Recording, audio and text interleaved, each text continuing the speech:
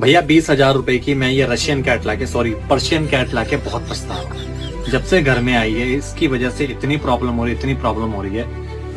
मतलब प्रॉब्लम्स अगर मैं आपको गिनाऊं कि घर में कोई लड़ता ही नहीं है, घर में कोई टेंशन का माहौल ही नहीं होता। जिसको देखो वो इसी में पड़ा रहता है। पहले किसी का घर में रुकने का मन नहीं करता था, अब किसी का काम पे जाने का मन नहीं करता है। पहले सब आपस में लड़ते रहते हैं, अब सब इसी में पड़े रहते हैं। किसी को लड़ने की फुर्सत ही नहीं है, मतलब किसी को किसी से बहस ही नहीं करनी है, सब इसी का ध्यान रखते रहते हैं। अपना खाना खाया है कि नहीं खाया कुछ फर्क नहीं पड़ता, पर इसने खाना खाया है कि नहीं खाया सब इसी को पूछते रहते हैं। मजनू ने फ्रिज की हवा खाई कि नहीं खाई, मजनू को गर्मी तो नहीं लग रही। अरे भाई कोई हमें भी पूछ लो, मैं तो पछता रहा हूँ इस कैट को घर पे लाके।